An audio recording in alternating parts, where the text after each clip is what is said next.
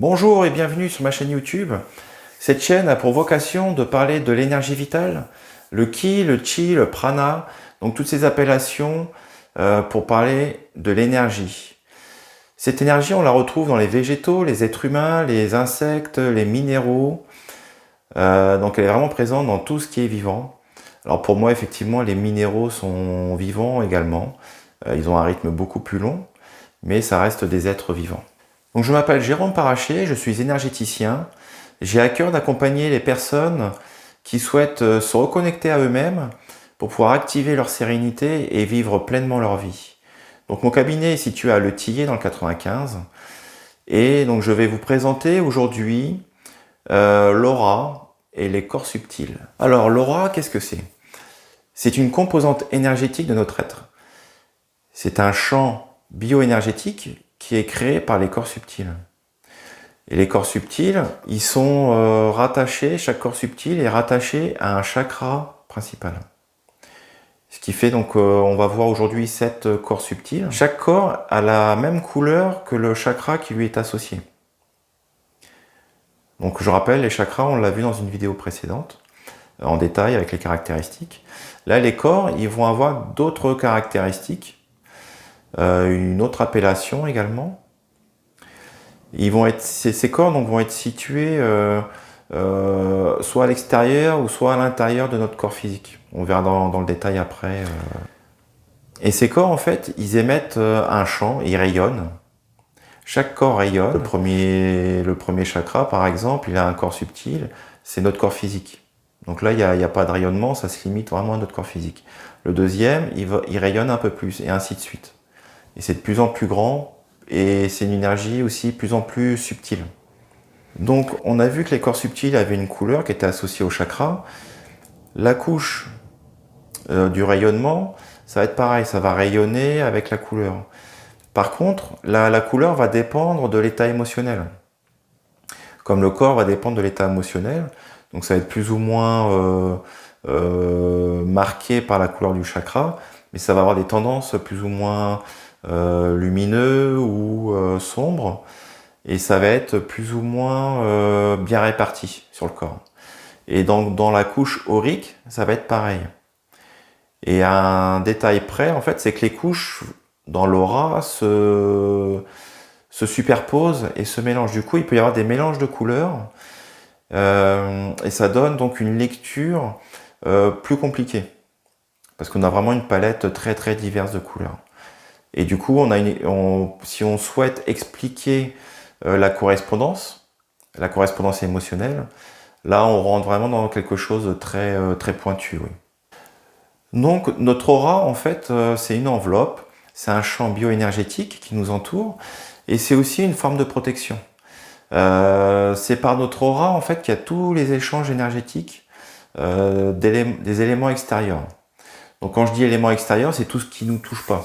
Parce qu'effectivement, quand on serre la main à quelqu'un, quand on fait un câlin, il y a aussi des échanges énergétiques qui passent là par le physique, et puis aussi par l'aura, parce que ça se mélange. Mais quand il y a un élément extérieur, donc ça passe pas par le physique, mais il y a un échange énergétique qui se fait donc par l'aura, et qui traverse les couches successives de l'aura, pour ensuite arriver dans notre corps physique. Donc ça passe aussi par les corps subtils, par les nadis, par les méridiens, et ensuite les méridiens vont diffuser l'énergie dans les organes vitaux. Donc si vous voulez, vous pouvez revoir l'épisode numéro 2 qui parle de l'énergie pour savoir plus précisément ce que c'est un méridien et un nadi. Donc du coup, on voit que l'aura, ça se comporte comme un bouclier en fait. Parce qu'on peut avoir des échanges, des bons échanges d'énergie qui vont nous élever, mais on peut aussi avoir des échanges d'énergie néfastes pour nous, qui vont du coup nous fatiguer, nous limiter dans notre vie. Donc plus on aura une aura rayonnante et lumineuse, et plus elle fera barrière à toutes les énergies qui ne nous correspondent pas. Parce qu'en fait, c'est ça, si on vibre dans la négativité et qu'il y a des énergies négatives qui vibrent à la même fréquence, et ben là, ça va rentrer parce qu'on va être sur ce niveau de fréquence. Et plus on monte en fréquence, plus l'aura rayonne et plus on va laisser rentrer que la vibration correspondante, donc que des bonnes vibrations. Voilà. Et du coup, ça influence aussi, comme on a vu, nos organes vitaux et notre santé. Donc c'est vraiment important d'avoir une belle aura rayonnante et lumineuse. Et donc cette luminosité, ce rayonnement est lié aussi à l'éveil qu'on peut avoir. Donc comme je vous ai dit, plus on monte en vibration, en fait ce qui se cache derrière, c'est l'éveil et c'est aussi la montée en conscience. Plus on monte en conscience, plus on est éveillé, plus on est dans l'amour inconditionnel, plus on s'accepte, plus on accepte les autres, plus on aime les autres, plus on s'aime soi, plus on est en phase avec soi-même, avec le monde. Et là, on rayonne vraiment énormément et on n'attire que les bonnes énergies en fait. Et donc plus on est éveillé, plus on est connecté au divin, et plus notre aura va rayonner sur une distance très très importante. Donc ça, pour des personnes lambda, je dirais, c'est quelques mètres. Et plus on est éveillé, ça peut être des centaines de mètres. Et puis pour vraiment des maîtres spirituels, ça peut vraiment aller même jusqu'à 1 kilomètre. Donc comme je vous l'ai dit, l'aura donc est rattachée au corps subtil, et les corps subtils sont rattachés au chakra. Donc on va commencer par le premier corps, donc qui n'est pas spécialement subtil parce que c'est notre corps physique, le corps matériel. Donc celui-là c'est le premier, donc c'est une énergie qui est assez dense pour pouvoir être de la matière, pour pouvoir être du coup touchable et visible par nos yeux. Donc il est rattaché au premier chakra, et quand on est capable de voir ce corps de façon énergétique, du coup on le voit rouge. Donc c'est notre véhicule terrestre, c'est là où on vit sur Terre. Donc c'est le véhicule qui reçoit notre âme. Et donc pour moi, c'est plus qu'un véhicule, c'est vraiment un temple sacré, parce que c'est là où notre âme est accueillie et a décidé donc de vivre l'expérience terrestre. Et donc du coup, il n'y a pas de rayonnement, il n'y a pas une couche aurique en fait, comme avec les autres corps subtils. C'est vraiment limité à notre corps physique. Donc quand on voit la partie énergétique, c'est rouge, mais ça dessine vraiment la silhouette physique telle qu'on est. Donc ensuite, on a le deuxième corps subtil, qui lui est un corps subtil, c'est le corps éthérique. Donc c'est une énergie qui est moins dense que l'énergie du corps physique, mais qui est assez proche. Voilà, qui est proche au niveau de la vibration, et qui est proche aussi au niveau de la localisation. En fait, ça dépasse sur 2 cm à peu près le corps physique. Donc le corps éthérique est rattaché au deuxième chakra, et du coup quand on le voit, on le voit de couleur orange, et son rayonnement aurique, donc il est vers l'extérieur, et lui, il est à 15 cm à peu près du corps physique, tout autour. Ça fait une enveloppe qui peut aller jusqu'à 15 cm. Et donc, comme il est proche du corps physique et qu'il y a un rayonnement assez proche, donc c'est vraiment une photo de l'énergie vitale de la personne. Ensuite, on a le troisième corps, c'est le corps émotionnel. Donc on l'appelle aussi le corps astral. Il est relié au troisième chakra. Donc là, on est sur la couleur jaune. Donc c'est le corps, lui, le corps est à l'intérieur du corps physique. Et son rayonnement aurique, il va être de 1 mètre à peu près autour du corps physique. Donc ça fait une couche assez... on commence déjà à avoir une couche assez importante. Donc en fait, on l'appelle le corps émotionnel parce que c'est là où se trouvent nos émotions. Donc c'est nos émotions en fait qui vont vraiment faire en sorte que ce corps est en bonne santé, s'il a une épaisseur suffisante, s'il n'y a pas de faille dedans. Et puis, donc on l'appelle aussi corps astral, parce que c'est ce corps qui va nous permettre de faire les voyages astraux, de voyager dans le monde astral. Donc ça, c'est aussi une thématique qui peut être intéressante, qu'on verra dans une vidéo prochaine. Donc ensuite, on a le corps mental. Donc lui, il est relié au 4e chakra, et il se trouve à l'intérieur du corps émotionnel.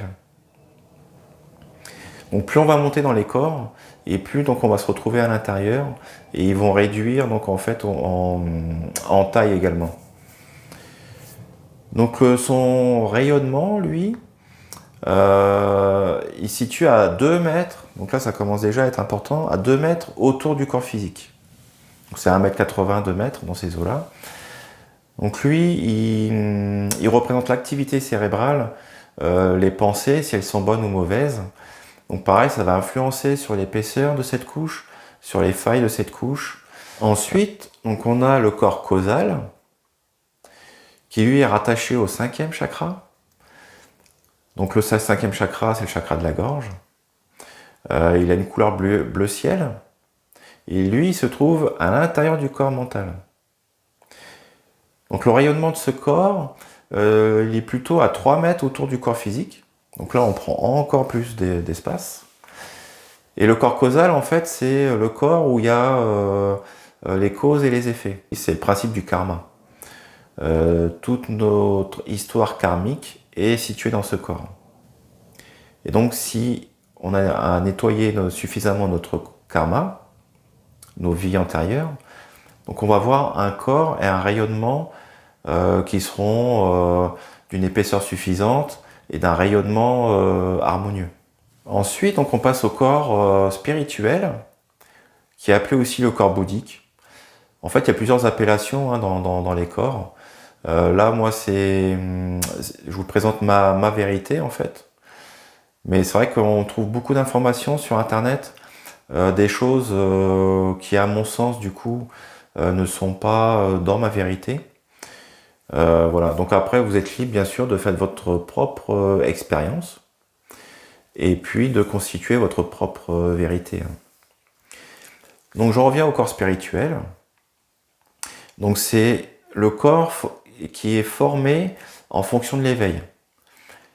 Si on est une personne qui n'est pas du tout éveillée, qui n'est pas du tout spirituelle, qui est vraiment dans la matière et qui est engluée dans la matière, ce corps, en fait, il va pas être bien formé, voire pas être formé du tout.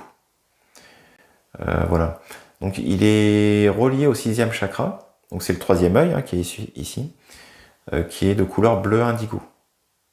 Donc du coup, lui, son rayonnement, il va vraiment dépendre de l'éveil. Donc là, on prend encore plus de place. Le corps spirituel est situé à l'intérieur du corps causal. Donc là, on commence vraiment à être vraiment situé que dans cette zone-là. Ensuite, donc, on a le corps divin, donc, qui se situe encore à l'intérieur. Et donc lui est également formé en fonction de l'éveil de la personne, en fonction de ses croyances, de son chemin de vie. Et il est relié au 7e chakra. Donc 7e chakra, chakra coronal, sommet de la tête, donc qui est d'une couleur violette. Et là, effectivement, ça prend encore plus de place, je dirais. C'est un rayonnement encore plus important et qui est directement relié à notre éveil. Alors les corps, le rayonnement aurique, il peut y avoir donc des déséquilibres. On peut avoir les corps décentrés, et du coup ça crée un déséquilibre, on le ressent physiquement, on sent un déséquilibre physique, on se sent un peu barbouillé, on se sent plus forcément sur terre, on peut être perché en fait, on peut être perché ou alors trop écrasé sur terre.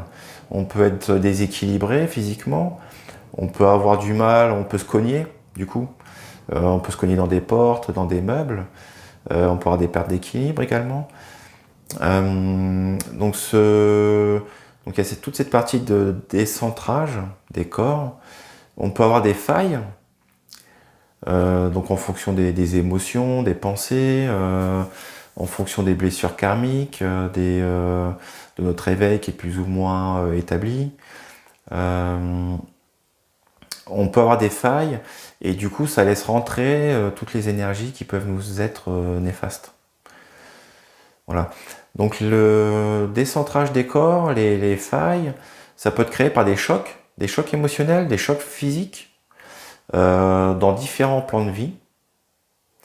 Par exemple, si on est face à quelqu'un qui est plutôt dominant, et que nous, on va se placer un peu dans la peur, ou si on n'est pas suffisamment ancré dans la terre, cette personne, en fait, va tellement prendre de place que nos corps, ils vont se décaler, et ils vont un peu fuir la personne, ou laisser la place à la personne.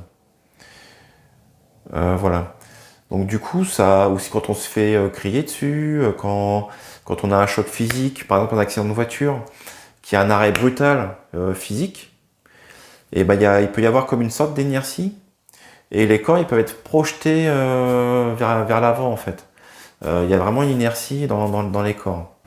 Donc c'est important de prendre soin de ces corps subtils, en travaillant sur son karma, en travaillant sur les chocs émotionnels, sur les chocs physiques, travailler donc le recentrage, le réalignement des corps, travailler donc travailler dans le but également d'avoir une aura rayonnante et lumineuse.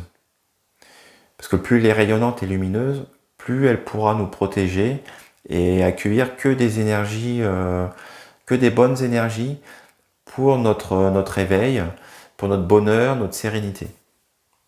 Donc je vous encourage à venir me voir pour harmoniser vos corps, pour les rendre lumineux, pour avoir une belle aura et pour pouvoir avancer dans votre vie sans limite et en toute sérénité. Et bien écoutez, on a déjà fini de parler de l'aura et des corps subtils. J'ai pris vraiment plaisir de vous présenter ce sujet-là, parce qu'effectivement c'est un sujet qui est, comment dire, qui est mal présenté sur Internet. Il y a beaucoup de versions, beaucoup d'appellations de corps, beaucoup d'erreurs, ou en tout cas de vérités différentes. Parce qu'encore une fois, ce que je vous présente dans mes vidéos, ce sont mes vérités. C'est comment moi je perçois les choses. Comme c'est subtil et que ça dépend de l'éveil des personnes, je dirais que chaque personne va avancer à son rythme et va avoir sa version de ce qu'il perçoit. Donc c'est ok avec ça, hein. À vous ensuite de faire votre tri et votre choix. Donc si le sujet vous a intéressé, je vous encourage à mettre un pouce. Si vous voulez approfondir des choses, laissez un commentaire. Si mes vidéos vous intéressent, abonnez-vous. Ça vous permettra d'être au courant des nouvelles vidéos qui sortent. Et puis, il y a des contenus spéciaux pour les abonnés. Donc, c'est pas encore en ligne. Mais d'ici cet été, d'ici la fin de l'été, je pense qu'il y aura des choses intéressantes à regarder, à explorer, à expérimenter. Voilà, donc je vous en dis pas plus, ça sera la surprise. Et puis, portez-vous bien. À la prochaine vidéo. Bye bye, ciao.